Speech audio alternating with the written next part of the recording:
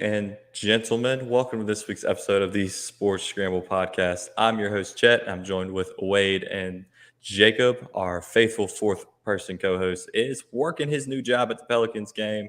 Uh, you got NBA season tipping off for them. I think they're losing at half, but he's still there. He's fighting on. He's strong. So we'll see. We'll see if they can pull off a win for him. But how y'all doing tonight? Doing great. Another good weekend of football. Got to storm the field at LSU. We'll talk about that here in a little bit. But yeah, it was a great game to be at and a good sports weekend for me. We doing good over here in the SIP, holding it down. So it's all right. So You look exhausted, Fudge. You had a big Thursday night. I'm sure you'll work today. Home Depot's not making it easy on you, huh?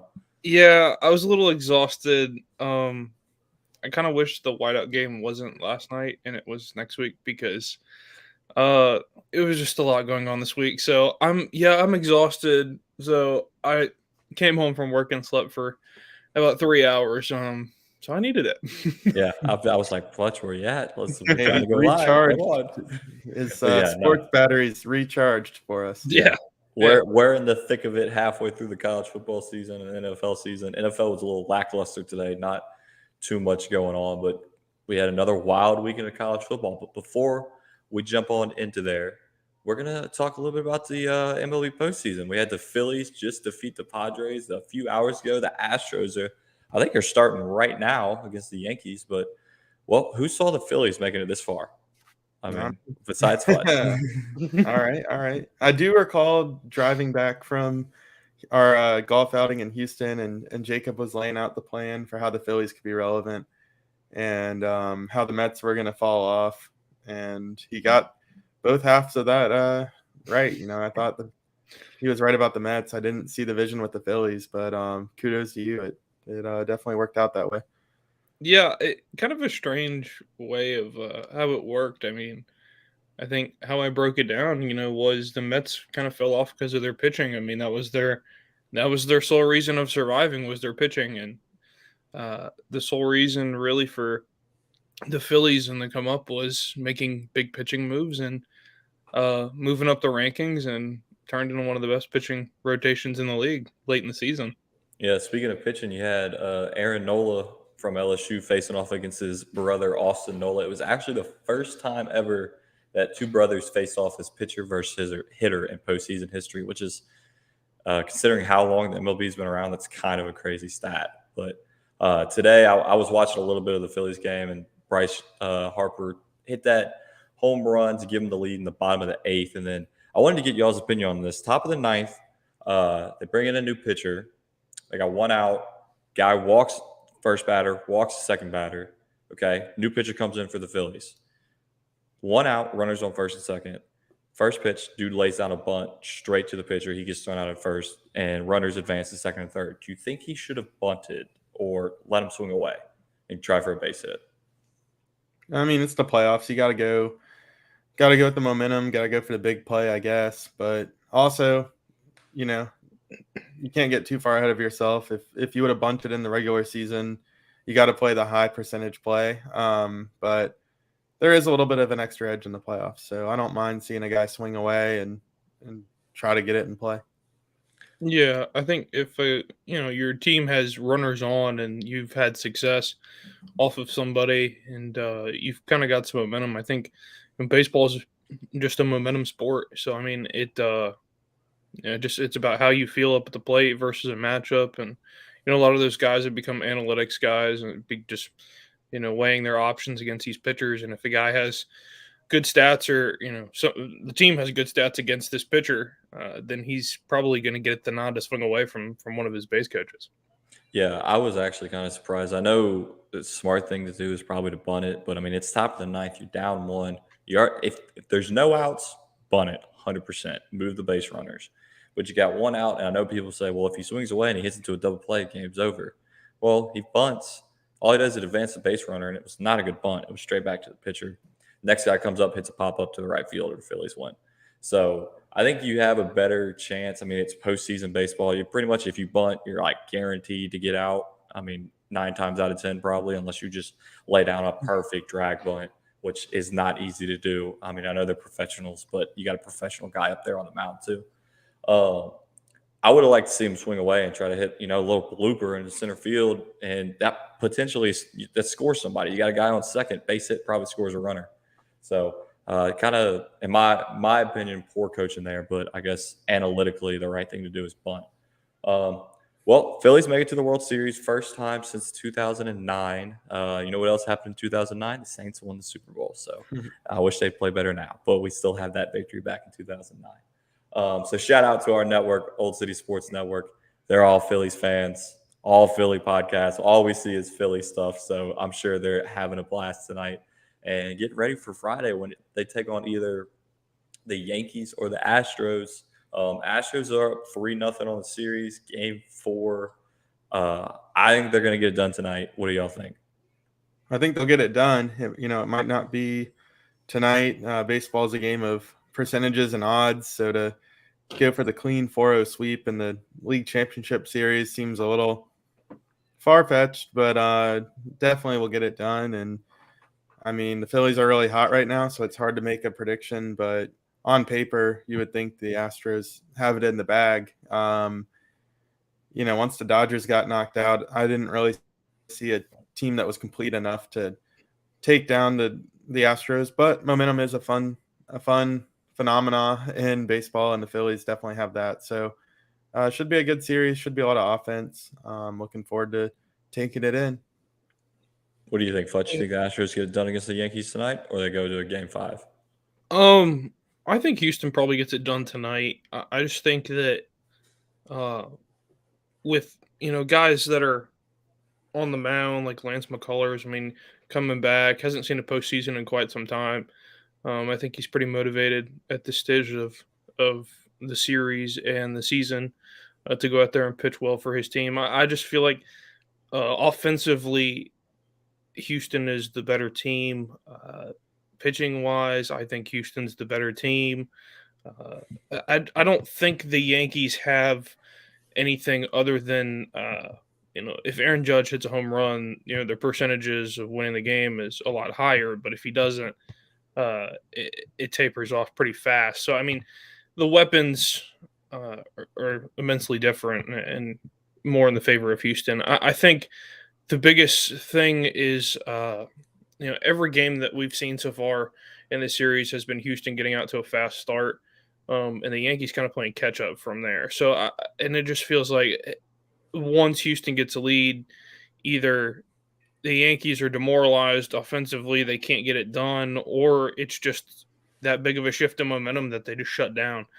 So I mean, it's a time of runs and consistent failure. I mean, with the Yankees, as far as postseason goes, I mean, that's why I kind of said the Yankees aren't going to make the World Series. I mean, sure, they had a great season, but when it comes to playing against a team that has just as many weapons or more, they're going to get beat. I don't feel like they can compete with Houston in the long run. So yeah, I kind of thought the Houston Philly thing would happen once we saw the final 4 teams for the league.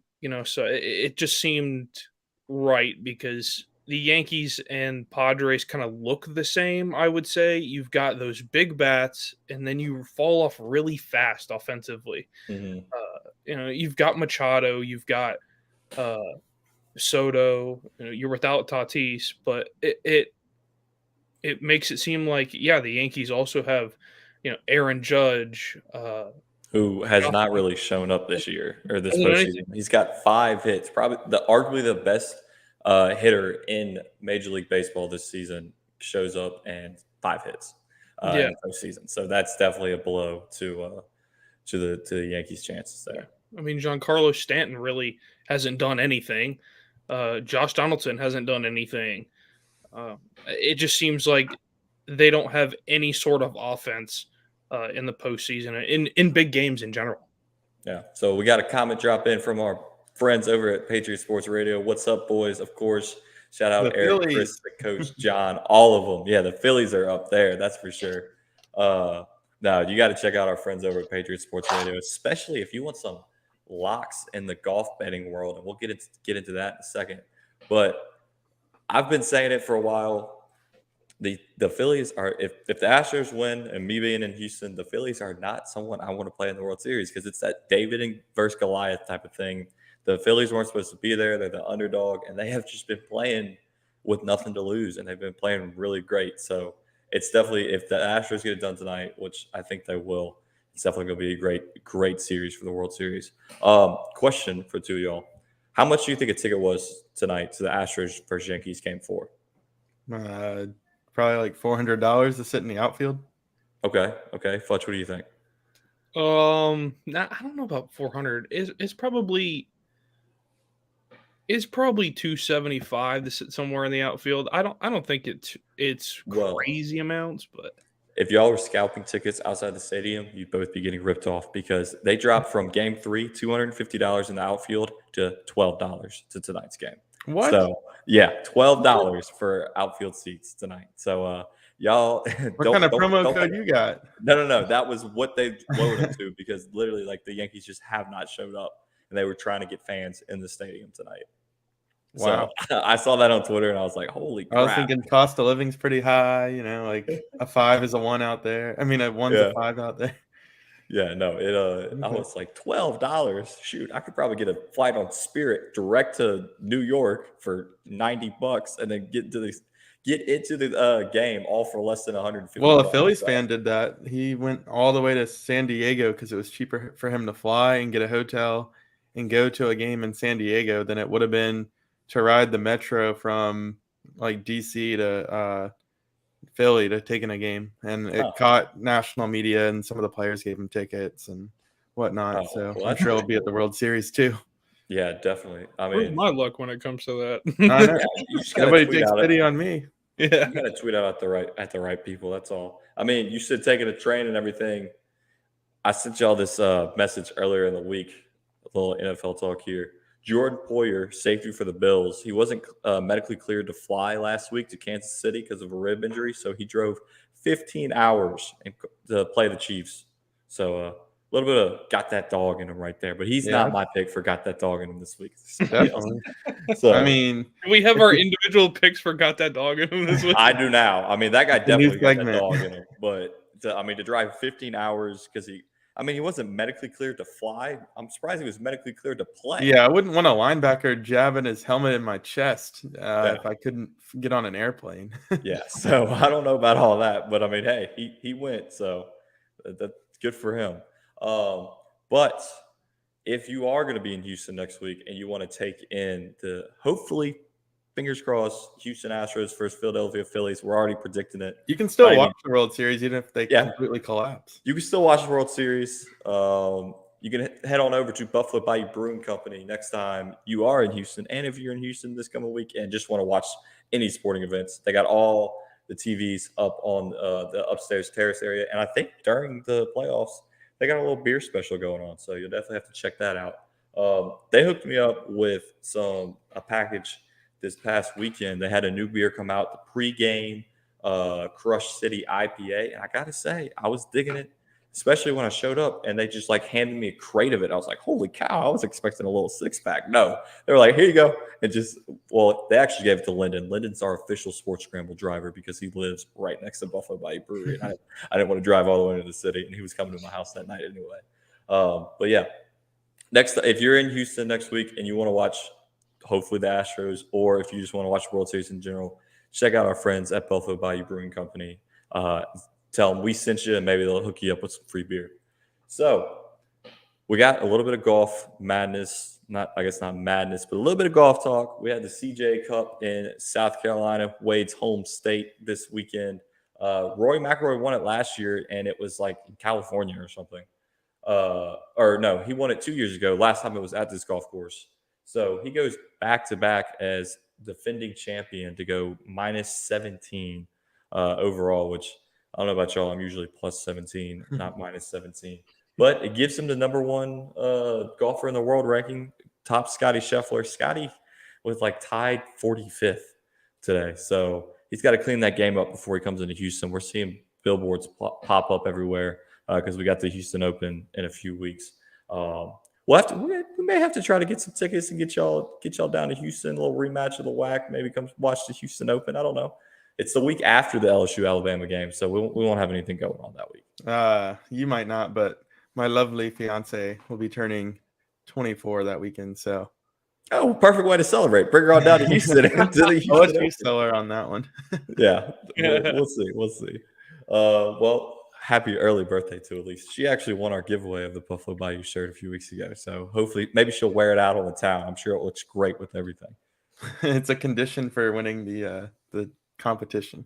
Yeah, there you go. So Futch, did you see Rory taking this top spot? I mean, he's been on a little bit of a heater since winning the actual tour last year. Yeah, a lot of momentum, and like you said, he won at this golf course 2 years ago. And the strange and great thing about golf is that guys have success at certain places, and it is 80% mental. I mean, it really is. And if a guy knows he's won there in the past, he can come in and he's already got the confidence because he knows he's done it already. So I think it was coming, especially this week. I think he was, once he made that climb back onto the leaderboard, because I know he was a few shots back at the time. Some guys go out and go really low first couple of days, but Rory stayed consistent, and it's all about playing consistent golf. I mean, round one shooting a 66 and 3 consistent rounds with 67, I mean, is really a positive thing for Rory going forward. So no, I think you can see some more top tens from Rory in the next coming weeks, and it is just about momentum and guys having a good couple of weeks. Yeah, and it was actually played in Ridgeland, South Carolina, which, Wade, I've heard not the nicest part of South Carolina, but this Congaree Golf Club has a cool little thing that they do where they like send out scholarships to the surrounding area to like have them come work at the golf course and teach them like life lessons and kind of get them involved in the foundation that runs the golf course. So pretty cool to see that some charity work going on. Yeah, there nothing wrong with Ridgeland. There's just nothing there.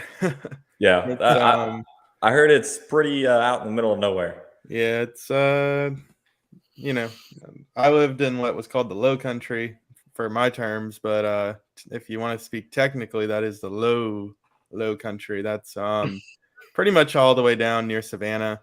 Pretty isolated area because you have to cross a lot of water down there. So really, people have just grown up there for generations and really hasn't developed. So other than a few really nice golf courses and resorts. So it's good to see that they're giving back and seeing South Carolina on the map. I had a couple buddies that went to the tournament and they said it was a good event. So cool that it was there and good for Rory. Yeah, he's overtaking that number one spot. Hey, maybe we'll get to see Rory in Houston. He's got to defend his title. Scotty's playing. I mean, come on, Rory. Come on down to Houston. I got a place you can stay. I got a spare bedroom. I promise you I won't bug you for too much. He's going to take your master bedroom. Yeah, I'll go sleep in the spare bedroom. Definitely when he walks in with a green. Well, he hasn't won the Masters yet, so I don't know if I can give him the spare bedroom. I have a green jacket, but it's not from winning the Masters. So it's just a green jacket I bought at, I believe, Marshall's. But good for Rory. Maybe we'll see him in Houston. Golf around this time, golf season's pretty low. Not a whole lot going on. A lot of top players are kind of, taking the fall off, but they'll be gearing up here soon. And like I said, our friends over at Patriot Sports Radio, they have another podcast, Plus Money Golf, and they give you their bets for the week. And man, they have just been hitting. I think they picked the winner last week. I believe they had Rory finishing in the top 10, and so that's a lock for that. I don't know how they do it, but you got to ride with them when you're making golf bets. And you know who else you need to ride with now? Yes, we have credibility. The Sports Scramble Parlay. We had Penn State cover, TCU cover, and Syracuse cover, and all of them hit straight locks for us. I think it was like a plus 650 odds, highest we've had all year. So sprinkle a little money on it. We'll figure out something for this week, and we'll release it. I think we release them on Wednesdays or Thursdays, so we'll throw that in there. But especially with it being sponsored by Fanatics, I mean that works out perfectly. Take the money you win, go over to Fanatics, use our link, and boom, you get get you all your stuff. So, but since I already talked about it, Fanatics link right there. I don't know what the promo code is this week. We don't have Tyler to look it up. Maybe Futch can look it up real quick. I mean, Wade, do you want to guess what fall code it is this week? I'll look it up, and then y'all can take your guess. I'm thinking And like pumpkin or something, but that might be too Oh, long. it's actually kind of anticlimactic. Oh, man. I'll give you $24,000 if you can guess this without cheating. Let's see if I can guess it without cheating. I'm not pulling up the Fanatics website right now. Let's see. I'm going to go with it's LA Chargers, the Bolts. Is that the promo code this week or today? It's close. Oh, what? That's what it said on my website. That's what I get. Mine says 34 Bolt. 34 Bolt. And what does that get you? 34% off? I don't know. That's not even Austin Eckler's number. So No, it gets you 25% off NFL and NCAA gear. Okay, I well, would that's a little out maybe of left wait field, till but tomorrow. The Monday sale is usually better. yes. So They see everybody watching NFL. They get all these bandwagon fans. They're like, "Oh, I really need a New York Jets jersey." And yeah, then, the Jets are rolling. The Yeah. Giants. Everybody. Fanatics needs to think about bringing us on as marketing. I mean, we're hitting parlays when they're sponsoring it. So use that money you won on our parlay. Go on down to I'll read the link out for the audio listeners. fanatics.93n6tx.net/scramble. Go on over there, get you something good with that money you won, and help us out. So, all right, well, let's dive on into college football. Futch, I want to hear about your experience in the press box over at the South Alabama versus Troy game. We are officially South Alabama Media Pass holders here at the Sports Scramble. Yeah, so it was a good experience. Tyler wasn't able to join me. He's had some other stuff. He was actually with you, Wade. So, That's cool. but it was a good time, and it was a great experience. It was crazy to do that. It was a different perspective on the game. Getting in so early. I mean, I think I sat down for a 6:30 game at 4:30 in the afternoon. So I had time to sit down, had a sandwich about the size of my head. Nice, So nice. the nice thing is, Included in your tickets too, huh? yeah. Well, Yeah. see, yeah. I mean, you just go in there and it's all set out for you. But it's it was interesting, and I turn and I grab my sandwich and I turn around and there's a really tall refrigerator. It's got all these drinks in it and everything. So there was water, Coke, Diet Coke, and Tyler's favorite thing in the world made up most of the fridge, and that was Sprite. so It was all left over from the previous week. it made up about 3/4 of the refrigerator, and I was like, Straight up Sprite. man. South Alabama is sponsored by Sprite. yeah. So it was pretty neat just to take in the experience, sitting down.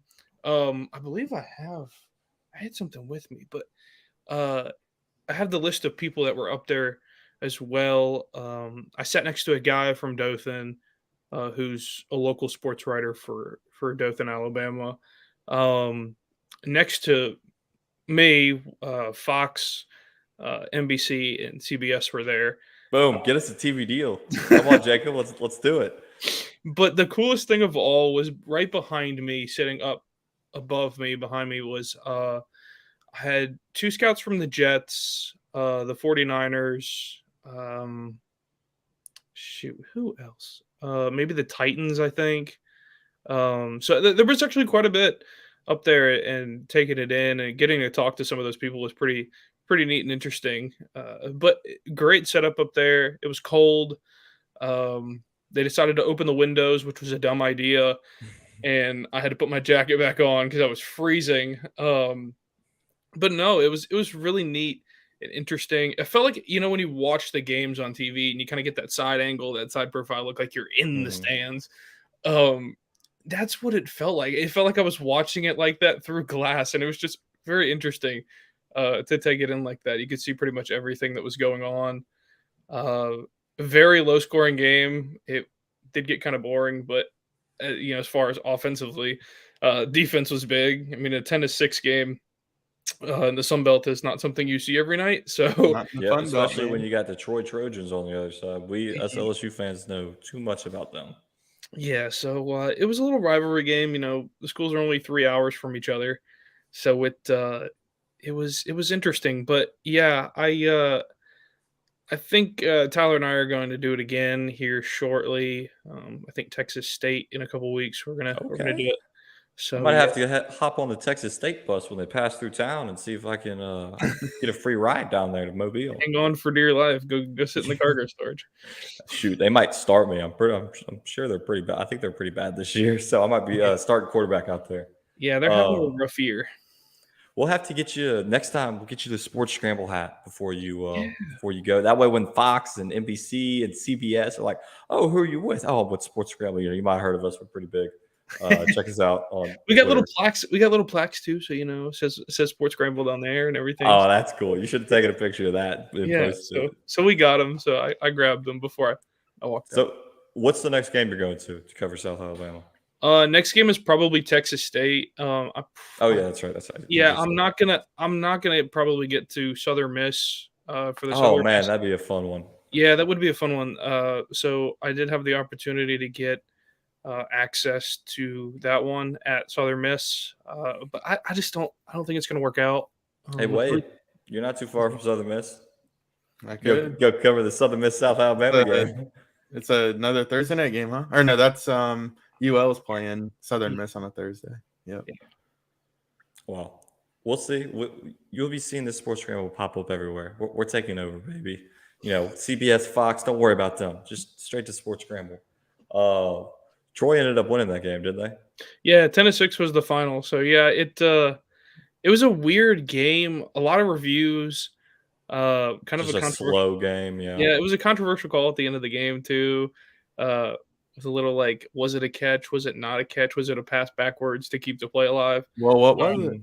Yeah, So let's hear it. Media man, break it down for us. yeah, so there was a pass out to Jalen Wayne to the left side of the line, a little short, 3-yard dump off for some strange reason. With 12 seconds left to go in the game, South Alabama was trying to get points. But I mean, they had to drive 65 yards down the field, so a little 3-yard dump off didn't make any sense in the first place. Hmm. But it kind of hit the receiver in the chest, and then kind of like oddly enough flew out like 3 yards back from the contact from behind. And there happened to be a South Alabama running back that was standing back there, and he kind of made an attempt to catch it, but didn't touch the ball. And they ended up ruling it as a catch and a pitch backwards to keep the play alive. I'm guessing because of how much time was left on the clock, they were thinking South Alabama was just going to try to do a bunch of laterals in Right. order to keep it alive. But I don't think it was a catch. We see all these times about how receivers have to complete the catch on the sideline. Did the ball bobble or anything? And it was kind of one of those instances where it's like, was it really a catch? Because the receiver really didn't have much control at all. And the same play happened previously where a guy hits the ground with the ball, makes contact after diving for a catch, and 60-yard throw and hits the ground. He's got control of the ball, bounces, and then when he bounces and makes contact with the ground again, the nose of the ball hits the ground. And I'm thinking, well, he's already down. He was down 3 yards back there before he skidded off the ground. But you end up ruling the pass incomplete because of the nose of the football hit the field 3 yards after. It was kind of So that was their 60. You said it was a 60-yard pass to pretty much like go into scoring position, and they yeah. I ruled mean, it that incomplete. was Then they South Alabama's really only opportunity to get a touchdown, Hmm. and that was right before half. I mean, that there kind of sealed the deal. I mean, it was one possession game the entire time. I mean, Just a defensive battle. it really was, yeah. And I was kind of happy, but not so happy because I was going, man, this is Sunbelt football. I'm over here doing live updates on Twitter. I said, I'm going to be at this for a long time. I said, I could be tweeting for hours. But, it was one of those things where it's like, man, things were slow. Doing it the first time like that, I was able to move a little slower. Yeah, kind of get your feet wet and figure out the name of the game. And it's probably good you weren't like tweet. They're Yes. scoring left and right. I was like, God, please, like every scoring play on every drive. I was like, please no. But it was crazy to think that some of the programs that they give you being up in the box, I mean, they give you some access to some stats programs and stuff. But I did find one that I was able to use there. And people at home can use it when you're watching any sort of college football game. It is collegepressbox.com. So you can go over there. You can pick any game, Power Five, Group of Five, you name it. I think FCS. And you can go in and actually watch the stats live for each individual player, offensively, defensively, rushing yards, passing yards, and it breaks down plays completely. And it's fast, man. Like I was sitting Like there. live updates as soon as Yes, it happens. it was live. Like I was, because sometimes you get live updates and it's like, well, 10 seconds later, it tells you what the play was. No, like it was instant. Like they were punting the ball and it was like a 41-yard punt. And no sooner did the guy catch the ball and the officials blow the whistle, it's already showing up. And I'm sitting there. I feel like I'm watching the game on TV and there's TV delay. I was like, no, I'm there in person. Yeah. It's that fast. So it was crazy. What was that? Collegefootballpress.com. That was the name of the Yes. website. Okay. Yeah. Well, No, I might have just to college, just collegepressbox.com. Okay, collegepressbox.com. I'll have to keep that in mind. That's pretty cool. Well, we had one fourth of the sports scramble in the press box in South Alabama, and we had 2/4 or 1/2 at another live show. Wade and Tyler over there at the Snaps in Baton Rouge. Wade, tell us about that. Yeah, it was a good event. I didn't mean to steal Tyler from Jacob, but Tyler reached out, and before I knew it, he was meeting me in Baton Rouge. But yeah, we had a good time. It was pretty laid back on the back patio at Walk-Ons, if y'all have ever been there.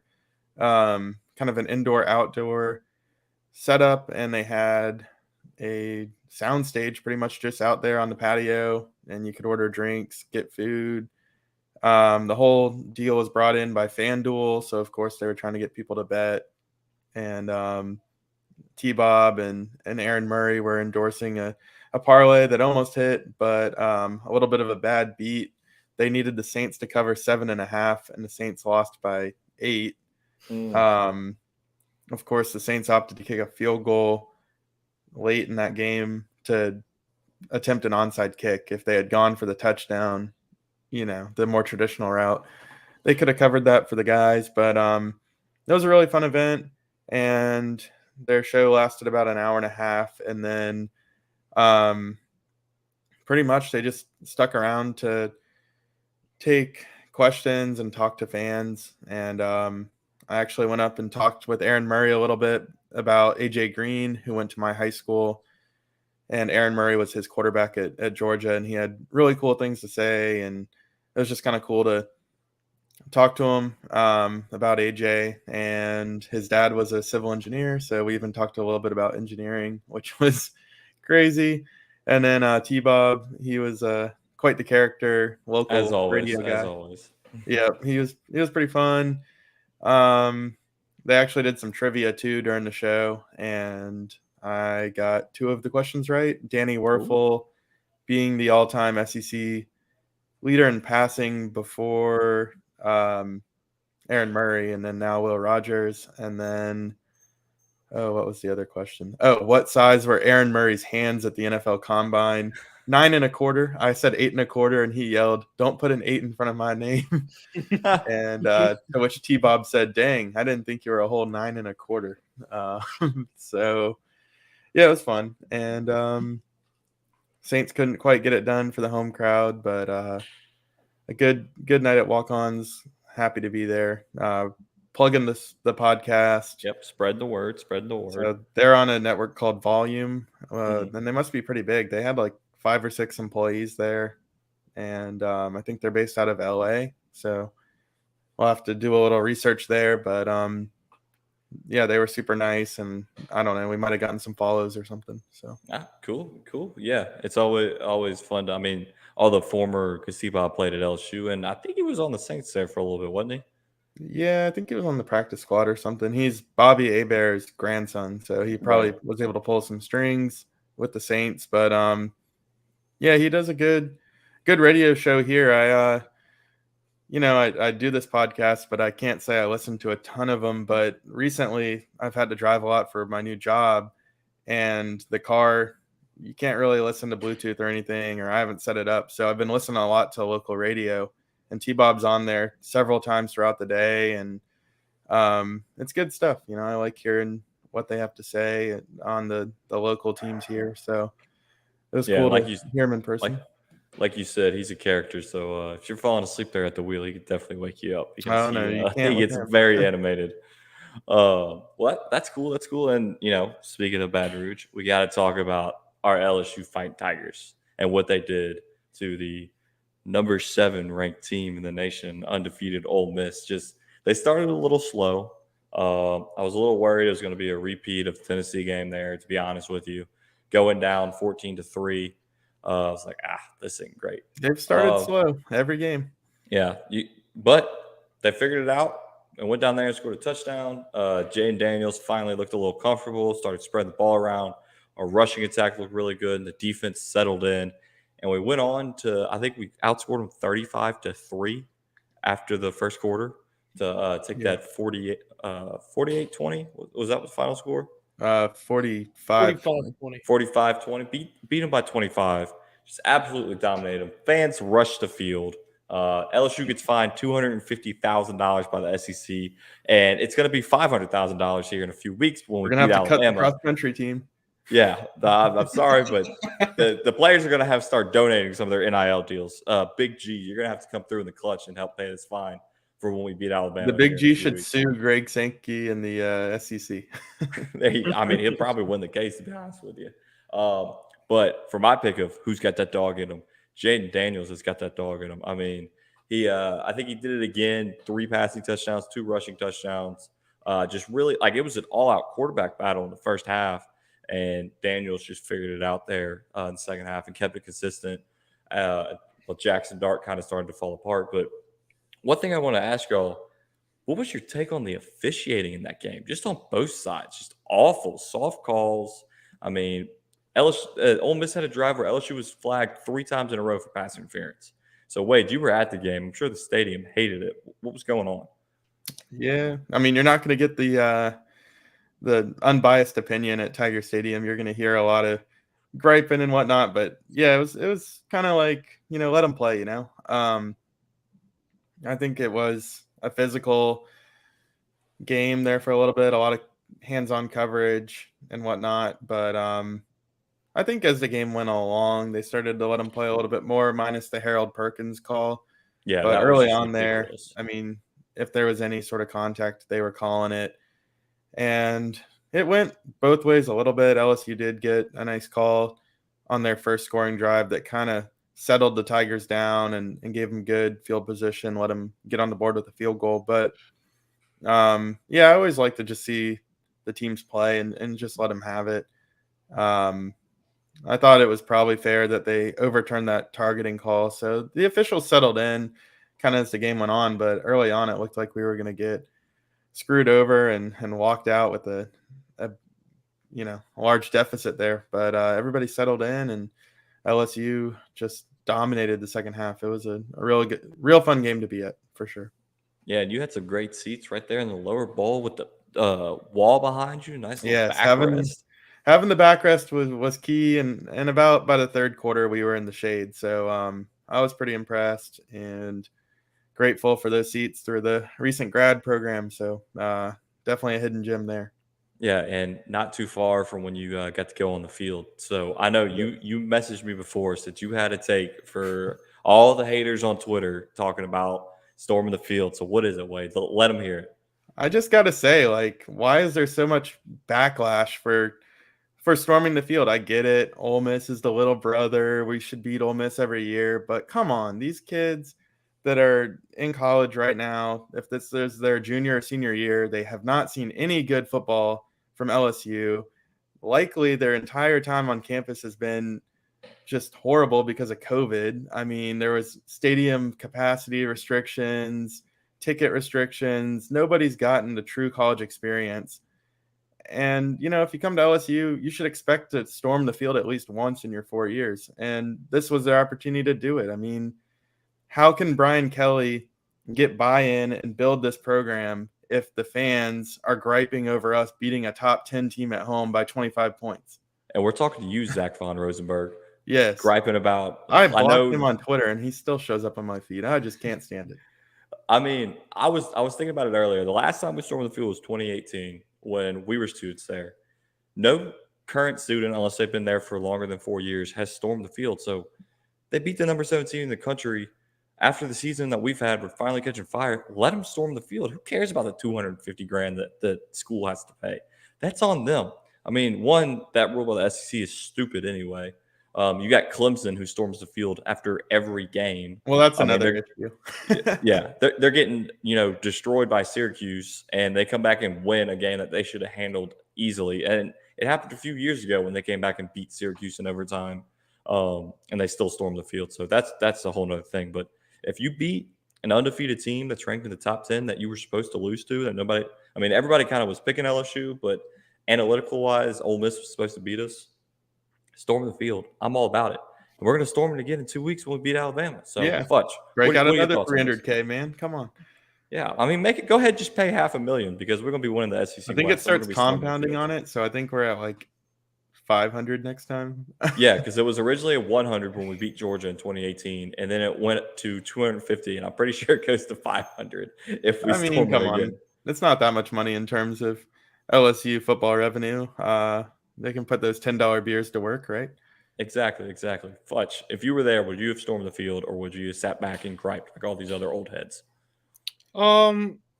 It depends on where I was sitting, because if I was sitting where I normally sit for LSU football games, I probably wouldn't have stormed the field. We don't want any jumps from the upper deck. You're telling me you're not full on extendo over the upper deck, hoping somebody catches you down there? Well, no, I'm not in the upper deck. I mean, He's I'm on in the other end zone. That is a far run. I'm in the other end zone, so it is a bit of Fletch's a time lot. at his 40 They were time as coming he's over running too. down the They were field. coming over. Yeah, I wasn't on the front line by any means. I waited until they made sure nobody was getting tased, and then we made our way down. So that's we had the time. smart move. We were on there a good 20 minutes. So I wasn't sure if they were going to storm it or not. It didn't look because- like they were initially. We started kind of walking down towards the lower concourse, and everybody was like, "Whoa, let's go!" And then like they shook hands and whatnot, and nobody was on the field. And I was like, "Oh, well, they're not doing it, whatever." And then all of a sudden, like 10 people decided, "Yeah, we're doing it," and it was gotta be actually careful anticlimactic. when They you- went out the tunnel. They didn't jump over the fence. But, Well, that's not. In 2018, we were storming the field with 3 minutes left in the game. yeah, people's We were like shins were getting gouged by the fence and stuff. Yeah, we were like, I mean, the fans were already on the sideline, like ready to go, and so they were these young NASCAR kids. Neil wasn't a fan of it, by the way, so we can give him a little crap. Sorry, Yeah. NASCAR. But NASCAR Neil likes protecting the equipment. And I saw his guys; they were wearing sweater vests Well, it's and they more were work guarding for the him. helmets. Yeah, they gotta like run and grab the balls and the equipment. Make sure you don't have people like your friend Michaela tearing up the field and eating it halfway through while you're out there. I was looking for gloves and sweatbands and stuff, but no, you could have gotten on the field, Jacob, from the purple end zone. It was pretty much all ages and sections and whatnot. So Yeah, Yeah, it I mean, seems like. I mean, this is college football as a whole. I think storming the field is a stupid idea in general, but hear me out. Okay. If LSU gets a big win like that, I understand it. There are certain instances where I don't understand it. As in Clemson, I mean that was After a every joke. game. Yeah. In that regard, I just think it's stupid. I think Clemson needs to be fined more money than what Well, LSU. the ACC doesn't even fine them, do the they? ACC is cool with it, and most of the ACC stadiums you can like walk in there and have your lunch on the 50-yard line. Yeah, getting into LSU, if you break into A whole LSU different it's animal. like you're going to East Baton Rouge Parish Jail. So Yeah, I just don't understand what's the giant problem with it, but at the end of the day, I do get that you're trying to, especially on grass fields like LSU, you are trying to, number one, protect the field, and number two, you don't know. I mean, sure, you security screen everybody that comes into the stadium, but you don't know what could happen in an instance, and it's a safety precaution, which I understand. But $250,000 is kind of a joke. I think it's more of Sankey wants to make the appearance that SEC football is so much superior and that our fines are going to be greater than everybody else's because we hold ourselves to such a high standard. You can No. kiss my rear, Greg Sankey. I think that is a joke because I don't think it's any different. Whether it's SEC football, Big 12 football, Pac 12 football, who cares? The NCAA needs to come up with a decision for everybody in general across college football because it doesn't make any sense to me. I mean, what happens if Clemson goes and plays LSU at LSU and all these LSU people are storming the field and Clemson's like, what the heck is going on? Or whatever it may be. Well, I can't say ACC because they allow it, but somebody who doesn't really allow it, and here come these people, flooding over the things, and they're like, "What the heck is going on?" I do get it. Or the Has there Clemson ever- fans run on the field because they're I was just confused and they think it's Death Valley and they get tased. Yeah. I was about to ask, has there ever been a time where the opposing team has stormed the field after upsetting that team? I feel like that's not a good decision. I don't think that's going to happen because I feel like if LSU decided to storm the field at Alabama, I would feel like Alabama Police Department and security would have no problem tasing people from Louisiana. So yeah, I think they would find quite enjoyment out of that. But I don't think it's smart. I can't think of one of those scenarios. Yeah, I don't think I've ever seen that happen. I don't know. I think it should just be up to the school. I mean, like, it's their facility, it's their fans, it's their security staffing. Like, yeah. Well, hey, we don't have to buy new goalposts. What does happen if the visiting fans storm the field? Oh, they're all getting arrested, 100%. Are they going to put? Well, my problem is, are they going to put a fine on the home team? Or are they going to put it on the road team? Like, who do they fine? Let's say it's an SEC game. That's a good Let's question. say, let's say Ole Miss wins that football game and the roles are reversed. LSU is number 7 in the country, and Ole Miss wins that football game. Let's say that they've got people, flooding over, from their small. Hey, the Tennessee fans were close to doing it. Yes, yeah. I'm wondering, like, who gets fined? Like, what happens in that situation? That is a very valid Everybody question, stormed man. the field in Atlanta when LSU plays in the SEC championship. There we go. That's what I like to hear. I mean, who gets fined there? Does Chick-fil-A get fined? Mercedes? Yes. Like, who gets fined in that The situation? Chick-fil-A that is only in the Mercedes-Benz Stadium for 3 Saturdays out of the year because they're closed on Sunday when the Falcons play.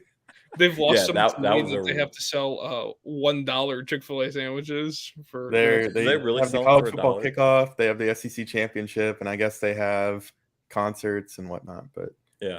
Well, that wasn't a smart business decision by Chick-fil-A. Well, Jacob, if you're at the Alabama game with Lauren, you better get your shoelaces tied tight because she says if LSU wins, she's on that field. So you can't let your girl go by herself. You better be swan diving over everybody on there. I think her father's going to be with her for that one. Well, you better tell them, tie them suckers tight because you're running on that field. Because I'll be selling 4 tickets. Well, but I think, if you want to let's say lightly preview that game, based off of LSU's performance yesterday, I think the real difference is that, like you said, Wade, LSU getting off to a slow start. That's kind of been their MO to start the year. What needs to happen if LSU wants to compete in this football game, they need to play 4 quarters of what they did in the second half yesterday. So I think that if they do that, it's good. It could be good for them. I just feel like it's a time where Jaden Daniels, needs to show that he is the best quarterback option for them, which I think he is.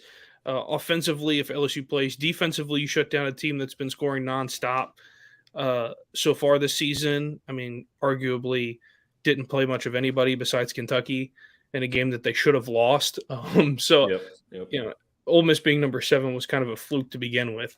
But for LSU going forward, offensive attack needs to be there. You basically outscored them by 1 million in the second half. Marcus Spears was almost right in saying LSU by 50. He was halfway close. there. He was halfway there. So I wanted Yeah. to see us put 50 on them.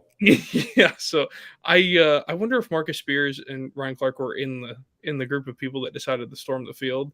Oh, they were probably on the field to watch the game, I'm honestly. probably so, but yeah, I feel like it's going to be a big game for the Alabama one, especially with a win against Ole Miss. I feel like if they didn't beat Ole Miss, it wouldn't be as high profile. Yeah. I know we've been talking a little bit back and forth about what time that game might be at, so who knows? Fingers It's gonna crossed be at that night. night.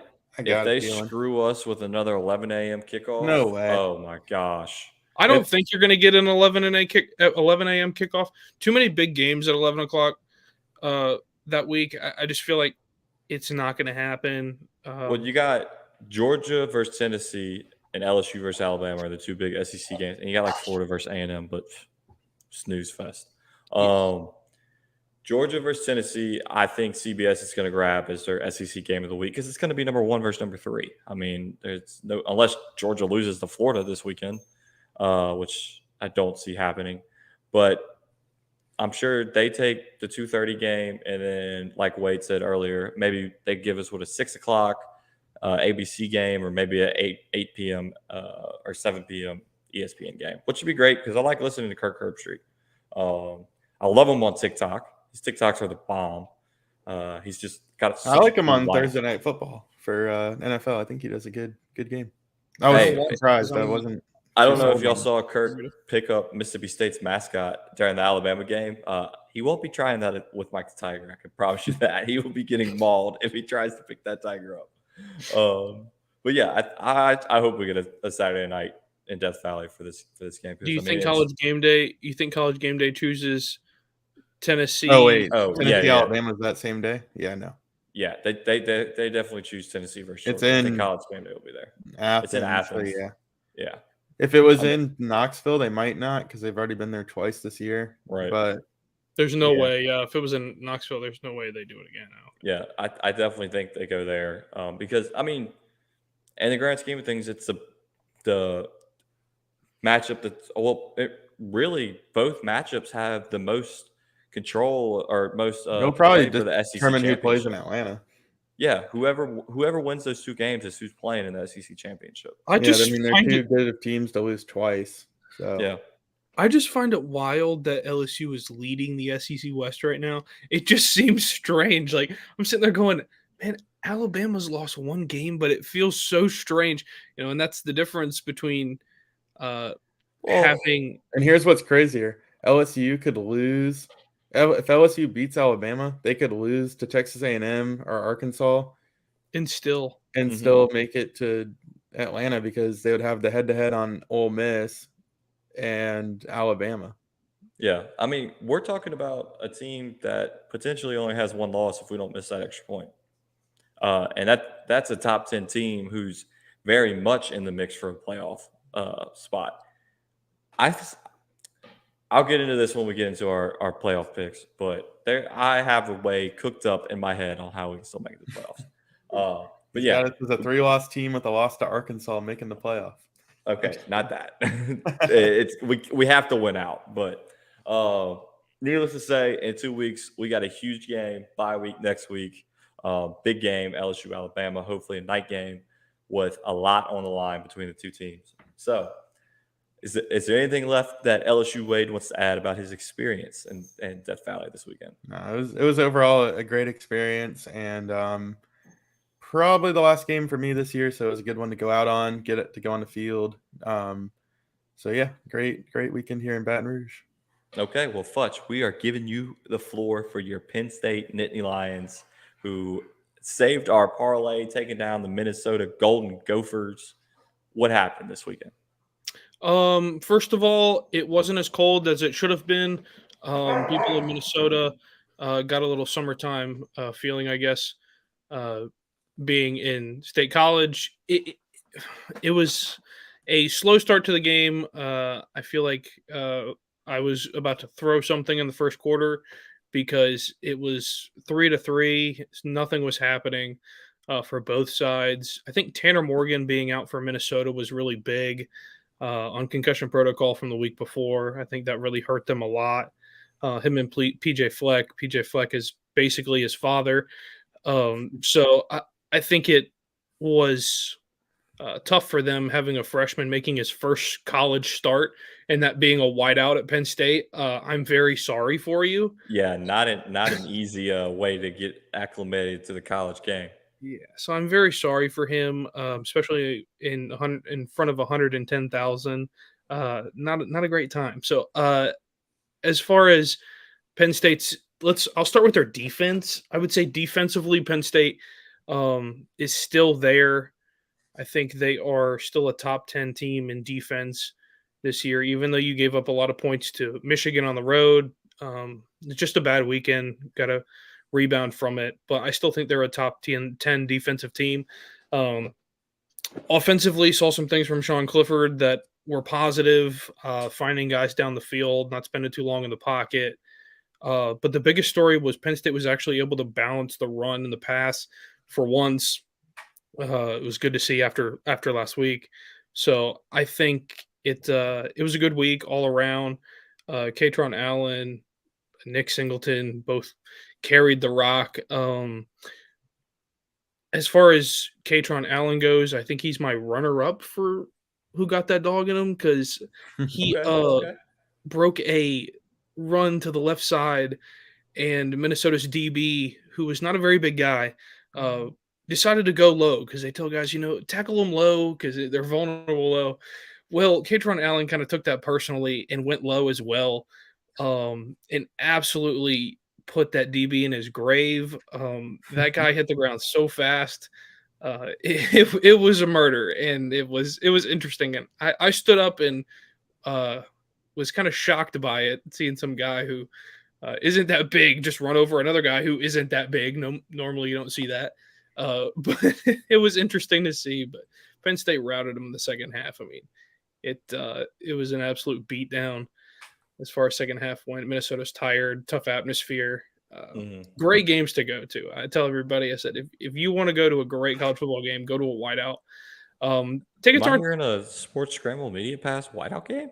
Or are we gonna try to slink Hey, up my next my year? old neighbors have season tickets, and they were there taking it in. So you never Yeah. know. We could get an inside connection. Maybe not this year, but we may be able to get them next year if we try early enough. Yeah, my aunt and cousin go to the games a lot. My aunt is a season ticket holder, so she's always there. She's got the Uh, connections for us, Jacob. We got to get that thing always, going for next year. always, buddy. And it's a family thing, really. As far as tailgate goes for a late game, a 7 o'clock kickoff game, it starts at 8 o'clock in the morning, pretty much. So it is absolutely an all day affair. And I wish I could find some pictures from tailgates because I don't think it does it justice from certain angles that people see. I mean, they're tailgating for hours on end, and being where the stadium is at the top of the top of the that side of the mountain there, Mm, everything just runs off. So I mean, it really is just tense for miles in all directions. So that's a it's a cool good sight to atmosphere. see.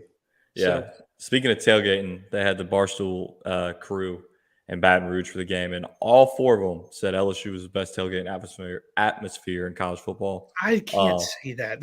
I bet There's you a it problem. was a little biasy there. They probably would have gotten trampled if they said Ole Miss. They all had Ole Miss ranked at last. Well, I was like, okay, that's a little bit of I a mean, you can't say it's the best tailgate experience at LSU when you're at Fred's. I mean, Yeah. That's not a tailgate. I'm sorry.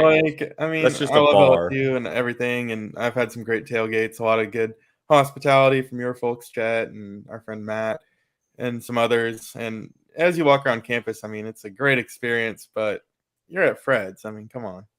Yeah, definitely. But they were packed there. But I mean, not to say it we'll wasn't have to. fun, but that's not tailgating. That's a Yeah, bar, exactly. That's just you're at a bar watching a college game day show. which is a very northern thing to do. So they probably don't Yeah, know any better. yeah, that's right. That's right. Well, we'll have to try to get to a Penn State tailgate so we can compare the two, and we'll see which school gives us media passes first, and that'll be the winner. Well, Penn State's got a big matchup against Ohio State this weekend. What's your prediction for it, Jacob? Um, well, my prediction for it is that there will be not many points. I think it's a defensive battle. It's battle of the defenses. I get it. CJ Stroud can try to put up 70 points all day long. I don't think it's going to happen. It's a noon kickoff. at Penn State. Big noon. Big noon kickoff. Can't wait to hear Gus Johnson for another week in a row talk You about. seem so pumped. Oh my God! I said that guy has an issue internally. I think so. It's going to be a weird game for normally, it being a night game for a very long time or a 2:30 game. I'm So surprised it's not an evening game. I know they want the big noon and all that That's stuff. their but- media deal, man. They sold out for the noon. I'm so glad. Soon it'll be the 2:30. Yeah, I'm so Yeah, glad it's that going is to go true. to 2:30 or a late game in the future. Of course, ABC used to take it all the time as the late game always. Or the Big Ten did have a 2:30 spot for quite a while that we saw. So it'll be interesting to see it at noon. I think the biggest thing is that can Sean Clifford finally have success against Ohio State? This is your 6th year seeing them. 6 times a charm. Yeah. So can you finally have success against an Ohio State team that hasn't faced anybody who can throw the ball offensively or be offensively strong? I mean, let's think about it. Ohio State hasn't really played anyone this I year. think the best team they played is Iowa, and that's saying something. They Oh, have they look good in that one, though. Yeah, Iowa can't move the football. I mean, your Yeah. first drive you go down and you friggin' throw a pick six. So I mean, it's great. I think the best thing for Penn State is getting out to a fast start. You get out to a fast start at home, it's always great. Last time they did that was at Ohio State. Saquon Barkley ran it all the way back on the opening kickoff. That's the way to start the game. Yeah, so that's probably the best way you can do it. But it'll be interesting to see totally different teams. I would like to see Penn State's approach to Ryan Day's offense. I mean, you having Manny Diaz now. I made a bold statement yesterday watching the game that I think Manny Diaz should be the head coach for Penn State and James Franklin should see the door because of decisions that have been made head coaching wise. Manny Diaz seems to be more aggressive while James Franklin likes to sip on his tea for half an hour. But James Franklin is on the hot seat for Jacob then. I think he's on the hot seat for all Penn State fans. I really do. Everything I've seen on Twitter has been absolute blow up on James Franklin and his decision making. In a press conference earlier in the week, talking about doubling down on Sean Clifford being the starting quarterback, earning the spot. He said, well, yeah, sure, everybody earns a spot after you've been there 6 years. So it'll be interesting to see what happens. I don't think Drew Aller's probably going to play. Hey, everybody but Miles Brennan. Just had to add that in there. Yeah, I don't think Drew Aller's going to play. I just feel like Sean Clifford's probably going to play the whole game because it'll be close. I think it's probably a touchdown game in the end, but I like Penn State at home. Anytime they're at home, it's a really good game. It's always a one-score game. Mm-hmm. I know the line opened at 15.5 today. So, or 15. Goodness. It was 15 to Ohio State. Golly. So, yeah. But that Michigan game scaring people, Yeah, I expected that. I mean, I think it's probably a touchdown game in the end. Well, we will have our eyes glued for that one since we don't have our LSU team playing this weekend. So, but hey, folks, we're LSU and Penn State podcast. I mean, we got to give you the takes on that. We're already an hour in. We've only talked about 2 college football teams, but those are the ones that matter the most. Let's be real. Some other college football news. Weber State sets FCS record for having 4 safeties in a game due to a bad snap. And though they ended up losing by 8 points. So those 4 safeties really cost them. Don't really know where Weber State is, but I saw that one. Oregon. It came across the Dame desk. Lillard's home, brother. Oh, really? I didn't know that. But yeah, 4 safeties off bad snaps into the end zone. So can't off the win a game long like snapper. Like, come Yeah. on, man. Yeah. that dude's being cut. That I actually was going to try out for backup long snapper just so I could be a part of the 2019 national championship team. That's what he was like. Big Mike told me, hey, just be long snapper. You don't get hit. All you do is run down there and make a tackle. So I thought about it, but Yeah, all you do is All have you to make do. an SEC Well, tackle. I mean, you snap the ball 15 yards and then you run full speed and just try to lay out the punt returner. I mean, how hard can it be?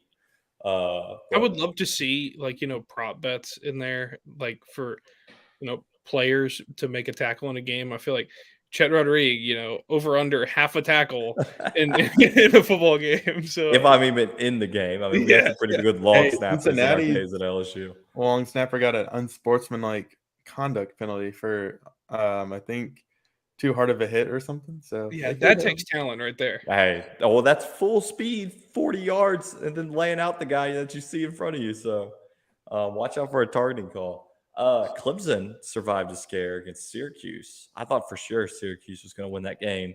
And in typical Clemson fashion, they come back and storm the field. Wade, I know you were at the game and I was texting you updates. How heartbreaking is it to see Clemson As you were win? texting me, they decided to start showing highlights during the timeouts and all in the stadium, and slowly I saw Syracuse's upset bid cripple away. We picked that one here on the podcast. Mm-hmm. Still got the winning bet, so that was good. But yeah, just kind of had a gut feeling Clemson would figure it out. I mean, they're kind of a big fish in a small pond in a sense. They got a lot of recruits. They got time to make mistakes. Think it over, and then put in their true freshman 5-star quarterback because, hey, Syracuse isn't going to score more than 20 points. Yeah, it was pretty shocking to see them bench their quarterback, and then Dabo came out and said after the game, "Oh, we're still going to go with what's his name." But So they have that luxury. They can go out there and give DJ another shot next week, and it probably won't matter. And then, yep. well, you just don't get that luxury in the Big Ten and the SEC. Yeah. If you don't game plan 100% or your guys don't show up, then you're going to look like Ole Miss. I mean, Jackson Dart was one of the better quarterbacks in the SEC. He was kind of turning the corner with his passing ability, and Yeah, all they of a came sudden, out firing on his arm. Yeah, I was surprised they tried to throw the ball as much as they did. Yeah, they probably should have just stuck to the running game because our run defense has not been that great. You mentioned the upset pick. We can talk about our upset picks for this week. So last week we only went 1-3. Not a great week, but we got the one that mattered with LSU over Ole Miss. Brought to you by Tyler. You could see it on our TikTok account. Wade put together a great video for our TikTok with Tyler making the pick and then storming the field, the whole jazz. I had Texas over Oklahoma State, and I thought Texas was going to get it done. It was there. Yeah, they ended up falling short there in the end. Jacob, Boston College over Wake Forest. I don't even think this one was close. It was for 3 quarters. And then Wake Forest kind of ran away with it there. Yeah. He was betting on but it was the first okay half. Yeah, first half upset. That's what it was. Yeah. And then Syracuse over Clemson from Wade almost hit, but unfortunately it did not. So what do y'all have this week? I'll start with Wade. All right. Kind of had to do a deep dive here. Nothing really stood out to me. But I'm going with Illinois losing on the road to Nebraska. We do a lot of time here hating on Nebraska. Our resident Big Ten specialist has his head down for those of you listening on audio. But hey, it's a wacky league. It's that time of the year. You got an interim coach getting momentum for Nebraska. Let's be real. Illinois is not any good. They just look the part for now. So they're going to get upset by like 2 points, and y'all are going to be eating words next week. So Nebraska over Illinois from Wade. Yes, Nebraska over Illinois. So Tyler sent me in his upset. It's only a 6.5 point line. Oh, wow. Well, that's pretty good. I mean, it can be done. Tyler's going with number 22 Kansas State over number 9 Oklahoma State. I think, Oklahoma State almost lost to Texas. They got beat by TCU a few weeks ago. I could definitely see it happening. So we'll see if that one plays out. Fudge, I feel like I know yours already. Yeah, no surprise here. Roll with your boys. Penn State over Ohio State. Come on. I'm going to roll with my boys. It's about time. It's a wacky season already, so might as well stick with it. So, I'm going to take Penn State to win at home over Ohio State. It's their only chance to beat Ohio State is at home. So I'll roll with it. It's a wild pick, but I think it happens. Defense can come up big in this one. We saw what happened when Iowa's defense plays for 1 quarter. They keep it somewhat close for 1 quarter, and that's about it. So maybe they'll face a whole squad next week. So I'm going to take Penn State. Number 13 over number 2. Yeah, so That's it's I imagined it to be a little closer when they played this week, but they ended up dropping that game to Michigan. So good hey. upset pick. By the way, Wade. Speaking of your pick, as far as the Big Ten goes, Illinois has given up the least amount of points total through the first 7 games of the season out of anybody in the Big Ten. Well, Hey, it's going to you be a can't get any huge facts upset. on the That's fence. all I Wade think brings. I think that there's a chance Nebraska doesn't even score at home. We got a little back and forth here. I bring that fan board material, baby. I don't look at Coldest that. Crawford's going to get it done in Nebraska. I saw a stat that said former LSU receiver Trey Trey Palmer. Palmer has 731 receiving yards. That's called mismanaged talent here at LSU. But he couldn't set his alarm clock and make it to practice, so Brian Kelly sent him packing up north. Well, he's found a home in Nebraska. So my upset pick this week, like you said, Wade, not a whole lot to choose from. I'm going UCF over number 20 Cincinnati. John Rice Plumlee from his former team, Ole Miss. He leads the team in passing. He leads the team in rushing. I think they'll get it done this week and take down the Bearcats. But our upset picks this week are brought to you by Righteous Felon Jerky. Head on over to righteousfelon.com. Use promo code OCSN for 15% off all your jerky needs. Wade, when are you buying the Carolina Reaper jerky? Come on. If South Carolina beats Clemson. Okay, well, South Carolina got it done and beat Texas A&M. We didn't even talk about that. Texas A&M is just falling off. We'll I celebrate with some Carolina Reaper when South Carolina beats Clemson.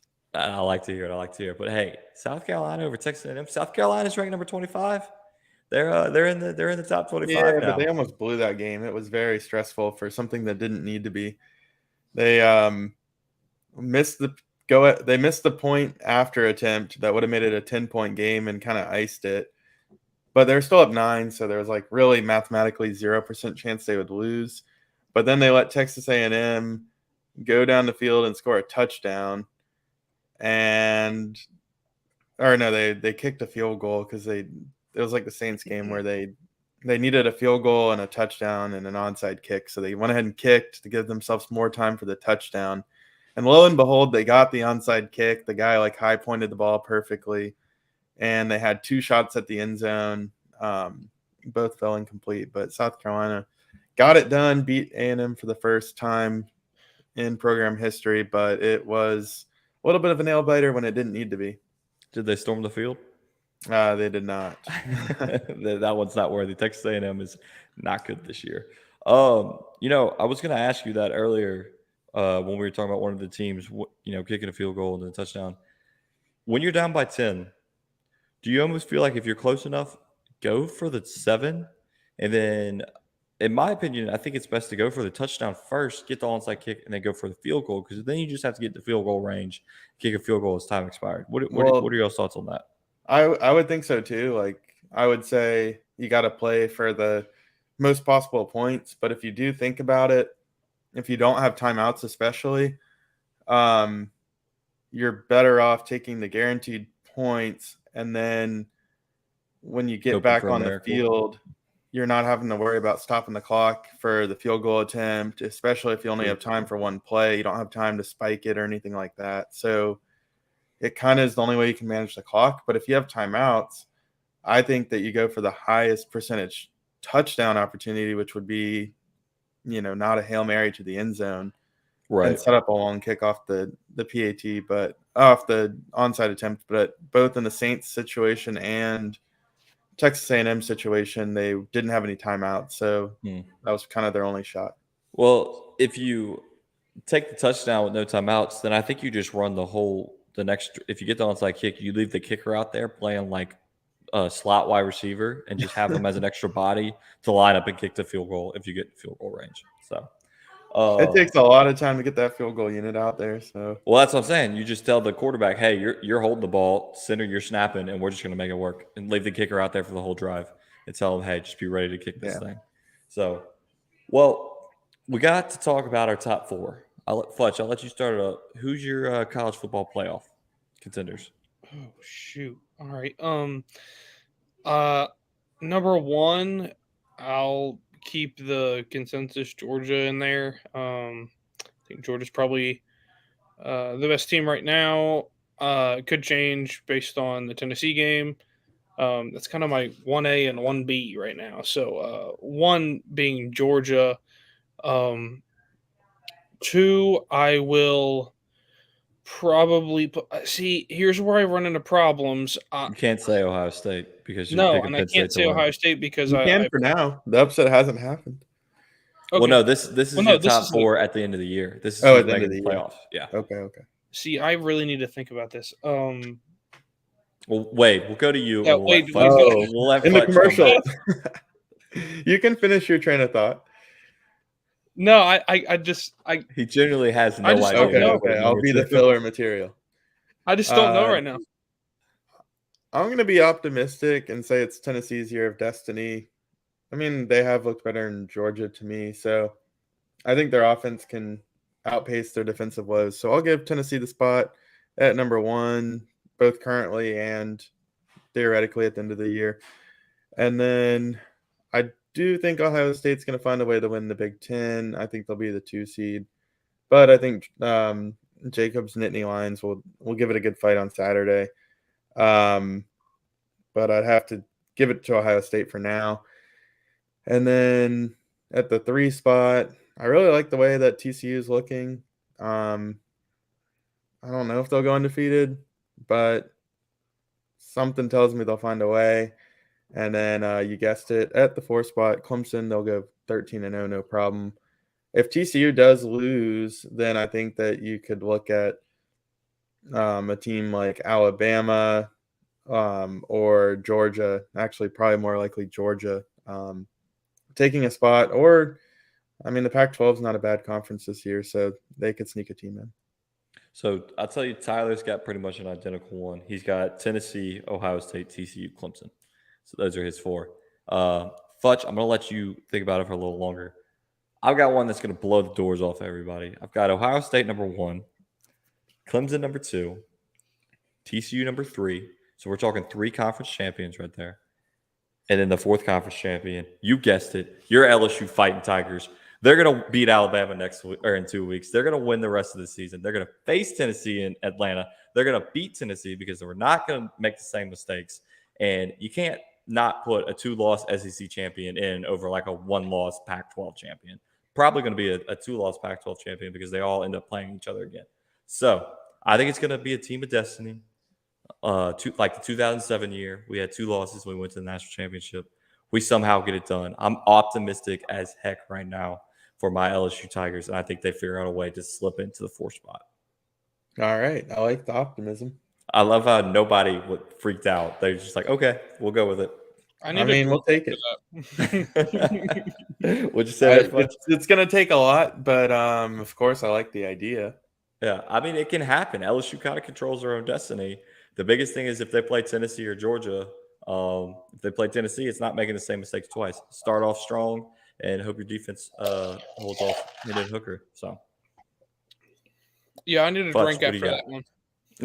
I know it's crazy, but it could happen. Yeah, well, anything could happen at this point. 1, I'm going to go with Tennessee. I'm going to change it. I think Tennessee can probably beat Georgia. I'm going to go Tennessee 1. 2, I'll go TCU. I think they could ultimately win out the rest of the Big season. 12 TCU and number 2. I think it can happen. I never saw it coming to start the season. Nope, me neither. But TCU at 2. At 3, I would put Clemson at 3. And at 4, I would probably sneak in Oregon. All around, pound for pound, the best Pac-12 team in the country. After a big win against UCLA, UCLA looked like absolute dog water in Eugene, Oregon. So I think Oregon, after their only loss is a big loss to open the year against Georgia. Basically, Georgia playing at home, aka Atlanta. So I think Bo Nix has figured it out. There in Oregon, being 5 touchdown passes yesterday. So I mean, I think it has clicked. Unpopular opinion, maybe popular opinion, I'm not sure. But Oregon's uniforms were absolutely atrocious yesterday. Not as bad. We're a little hard on the eyes. Yeah, not as bad as Kansas was yesterday because Kansas I like it. Blue. awful. if Kansas should have matched that light blue with their pants. The different color blues Sure. look terrible. Yes, that's what it was. Oh, you know what was really bad was watching Detroit and Dallas play today, because Dallas on their own right already has like 4 different shades of blue in their uniforms, and then Detroit decided to wear the all Hawaiian blue fit today. So you had like 12 different shades of blue on the field. Well, you can't even follow who has the ball at that one. Well, the only issue with that Oregon pick, Fudge, is they've got Utah November 19th, and Utah's looking like a pretty good team. They bounced back Yeah. against that Florida loss, so should be interesting to see what happens there. Yeah, I just think I think it's a tier 1 versus tier 2 team. I just feel like I thought USC and Utah they were both tier 2 teams matching up against each other. I didn't think they were the best 2 teams in the Pac-12. When that matchup happened, I think it was Oregon and UCLA. Mm-hmm. So I agree with that. If I was to rank the top 4 teams in the Pac-12, I still think it's Oregon 1, UCLA 2, Utah 3, and USC 4, just based off of what's happened. Well, yeah. I mean, I started off with USC making it to the college football playoff for me, and they've definitely fallen off in my eyes. Okay, well, another team that not a lot of people would think would finish first in the AP Top 25, Liberty, was given 35 first-place votes this week. I mean, you're just wasting votes at that point. Why You not? had, Was that an alternative to putting money in the offering plate in the Baptist church? I guess so. I mean, Liberty 35, Texas 38, Oregon State 25, Mississippi State was given 10 first-place votes, Maryland 8, Troy 3. Who are these people voting, and why do we not get a vote? If they're voting for Troy to be the number 1 ranked team in the country, I feel Are you like sure these aren't votes received? these are point values for the first place votes. Huh. So Somebody's trying to get a raise in their local paper. Mm-hmm. well, you know what? It does say others receiving votes. Maybe this is just for the top 25, but I think so. yeah, that makes a lot more sense. Yeah. Yeah, okay. Now I sound like an idiot. I mean, I was like, Liberty, 35 points for Hey, Liberty's them. 7-1, and a guy from my high school is their quarterback this year, and he led them to a drubbing of BYU. So shout out to Jonathan Bennett getting the job done. Hey, shout out Jay Ben, leading the Liberty. What are they? The Eagles? Flames. The Flames. Which Okay. is kind of ironic if No you think sense. about it. Yeah. Well, like Lady Liberty, Statue of Liberty with her Yeah, flame. but we can discuss it after the Yeah, show. but their mascot is. Okay. Well, You mentioned Mississippi State. Speaking of their game against Alabama yesterday, I know it wasn't much of a football game, but I'm not as much of an Alabama hater as the 3 of y'all are because you're LSU fans. I hate Alabama. Don't get me wrong. I hate Alabama. I don't mind Alabama. I mean, they're successful. It's annoying, but they're successful. Okay. I hate Alabama. There, yeah. So, well, at least half of the show. Alabama. It goes Alabama, Florida, Ole Miss Okay. for me. I hate them sometimes, but I'm not going to irrationally hate them and Nick Saban for being successful, because that's just a hater mentality. I mean, if they do annoying stuff, that's fine, but if it's just because they're good, that's stupid. True. I can agree with you on that. But at the end of the game, Alabama's up 30-0 at home. Will Rogers and Mississippi State go down the field and end up scoring a touchdown as time expires. Now, the reaction of Nick Saban on the sideline when Mississippi State scores a touchdown. Keep in mind, people, Alabama is up 30-6 at the end of this game. Nick Saban absolutely loses his shirt over the fact that Mississippi State gets a touchdown as time expires. Well, like he just lost his little puppy dog, or they just lost the biggest game of all time. Did it even count? Yes, it counted. It was 30-6. I thought it was 30-0. I thought maybe he challenged it. Well, honestly, I wouldn't put it past him to challenge. And to make matters even worse, the 2 DBs for Alabama are absolutely yelling at each other after the play is over, talking about whose assignment it is and everything. I bet your assignment is to go back to the locker room, go light up your cigar, and call it a night. I bet you And Nick Saban told him if they score any points, you're losing your NIL deals See, now after them losing to Tennessee. that So is that's why they're all annoying fired up. stuff. I can hate Alabama for that. That is annoying. yes, I mean Nick Saban absolutely losing it. I mean, it was completely like livid with the official on the sideline for some strange reason. I'm not sure why, but I mean, I give credit to Mississippi State for not giving up and going down and getting points. That's that dog mentality in Mike Leach. Just to Yeah, go Will down there, Rogers got records to build on, man. just to go down there and say, you know what, screw Alabama. We're gonna go down there and score a touchdown because we haven't done it since 2014. They haven't scored a touchdown at Alabama. Well, they got it done. I mean, that's all that matters in that point. We've talked a lot about college football here. We're at an hour and 27 minutes. I got no content for tomorrow. I know. Sorry, guys. College football coast to coast is just going to be NFL talk, I guess. We can run a 2-minute office here with the NFL. There wasn't much in the NFL. Yeah. Robbie Anderson kicked off Carolina's sidelines and immediately traded to Arizona the next day. Can't yell at your coach like that. And then you've got Arizona during the Saints game, Mr. Kyler Murray screaming at Cliff Kingsbury about who knows what. So players, I guess, run the show in Arizona. Talk about that. CMC to the 49ers. Fletch, you called it. You were right. Did he play today? I know he was eligible. How did he do? Did he score any touchdowns? No. Okay. He Well, he didn't know the playbook. He just got the there. whole playbook. 65 yards on the ground. That was it. All right. So, Jeff Wilson, you're off my fantasy team. See you later. Oh, yeah. My fantasy team sucked this week. So, there's that. I got beat by Wade. I mean, come on. No offense, Wade. But we both are having terrible years. Tom Brady, karma. You're getting a divorce because you won't spend time with your wife and your kids. And now the Tampa Bay Buccaneers are just terrible. I mean, if I'm Tom Brady, I'm just retiring and trying to salvage my marriage with Giselle because that's a very expensive divorce. But another thing, I think they'll turn it around. I mean, I don't think they're going to win the Super Bowl. The marriage or the. Oh, no, I think they have a better chance of turning the marriage around than they do the season. No, the season. That's just my opinion. This season. I mean, Tom Brady's. He's yelling at the players on the sidelines. I mean, he doesn't even show up to practice. Yeah, but he's too egotistical to let his whole legacy go down on like a 5-11 season or something. Like the NFC South is really terrible this year, so they'll probably win the division at like 9-8. I don't know. They just lost to the Carolina Panthers with their third string quarterback and their backup running backs. Doesn't matter because the Panthers will keep losing. The Falcons lost. Saints lost. Yeah, Saints just suck.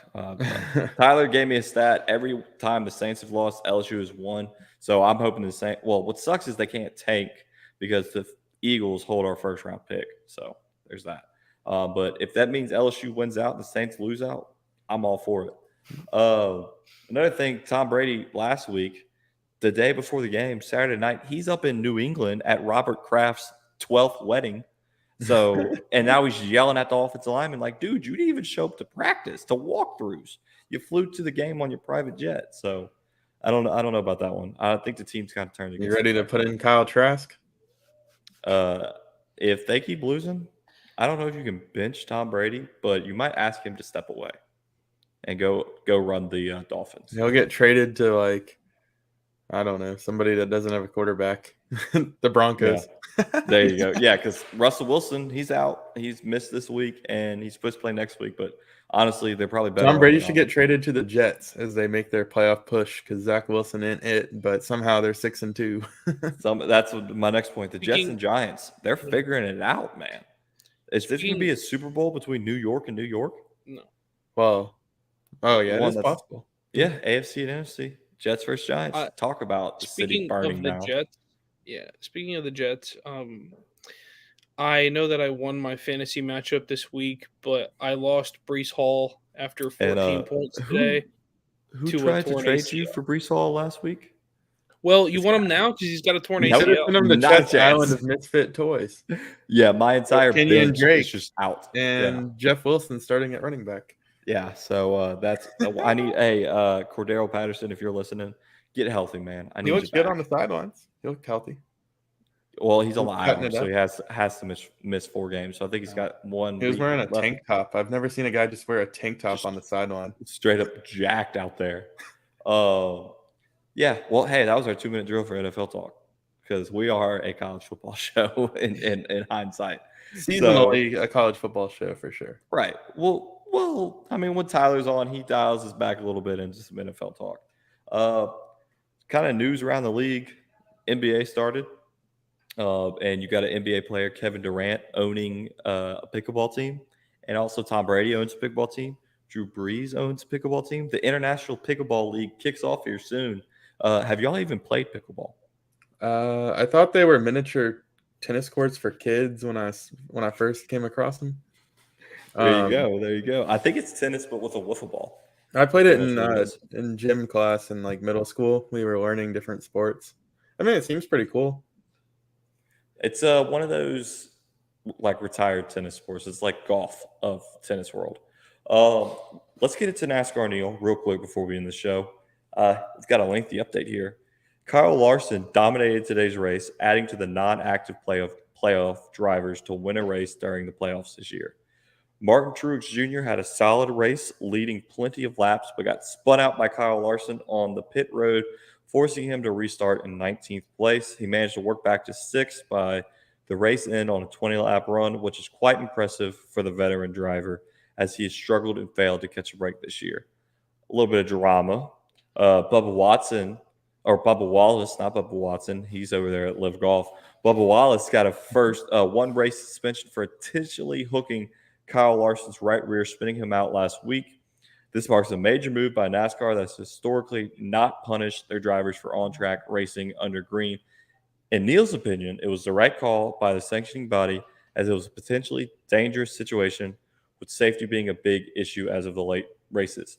So, there's 1 more race until championship time, and here's NASCAR Neil's prediction.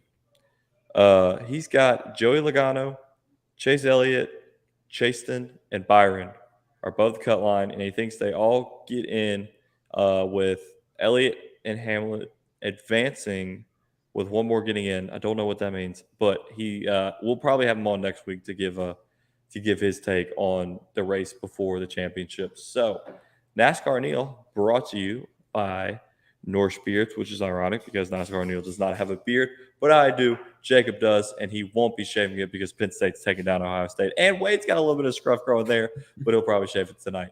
So head on over to Norse Beards. Use promo code OCS for 25% off all of your beardsman needs if you want them looking like me and Jacob. So, boys, long show. Any takes on the NASCAR? Are y'all getting into NASCAR here? Only through the experts, Neil and Matt. So exactly. Neil was on our TikTok last week, so we'll see if he said he may try to make a rundown to the last race. We'll see if that happens. Anything else, guys? We miss anything? In other news, Houston currently leads the Yankees 4-3 in the bottom of the 4th. That's pretty early scoring. Yankees, they got off to a hot start. Lead. Did Aaron Judge hit a home run? I don't know. Probably not. He's only hit 5 hits. Very good question. But yeah, he sucks in the playoffs. Yeah. Aaron Judge does not have that dog in him in the playoffs. We got. Go ahead, Fudge. We got to have our Who Got That Dog in Him segment. Jay Daniels, baby. I already said it. He's got that dog in him. 100%. Wait, who is your pick? Well, I got to say Jaden Daniels as well, but Harold Perkins also from that game. He got the dog in him. Yeah, definitely. Fudge, who you got? 2 people from the same game. I'm going to jump over to the courts. I was there for 4 hours, man. Thanks, CBS. I didn't have the luxury of watching all the glorious games. By the time the 7 o'clock games were going, I was driving back. Who you got? Well, I'm going to go to the courts, to the NBA, because we didn't get to talk about it very much. But I'm going to go with my boys in Memphis. I got to go with Ja Morant. That man dropped 49 in Houston the other night. So crazy. Yeah, Houston's all they got going for them is their baseball team. Yeah, probably just pretty cheap tickets to that. Hey, at this media rate, passes to the Rockets games? Chet, at this rate, I might have to come over for a Rockets Grizzlies game because if Ja's going to put up 49 every time he's in Houston, I got to be there for it. Hey, come over for a Rockets Grizzlies game. We'll get a little golf match in, some stuff for the TikTok. You know where else you can catch us besides TikTok? You can catch us on Facebook, Twitter, Twitch, I think Amazon, Google, all the fun stuff, Apple Podcasts, Spotify. You could also, if you want to hear more about college football, because since we somehow didn't cover it all, you can catch Jacob and Tyler tomorrow at 3 o'clock for college football coast to coast. And then the Snaps viewers themselves, Wade and Tyler, Tuesday night at 8 o'clock for I think SEC we're going Talk. Wednesday this week. I think Wednesday night this week. preliminary. Okay. Pulling a little audible here on us. Yeah, Peyton well. Manning style. Tyler doesn't work for me. He works for the Pelicans, and they schedule games on Tuesdays. Well, there you go. Tyler's a traveling man. We'll see how often we can get him on. They might be having games on Sunday nights from here on out. So this was this week's episode of Sports Scramble. We appreciate everyone that listened. It was a long one, so if you're still here to the end, send us a DM on Twitter, and we'll give you a thanks. So, boys, it was a pleasure as always having you on. Hope everyone has a good week.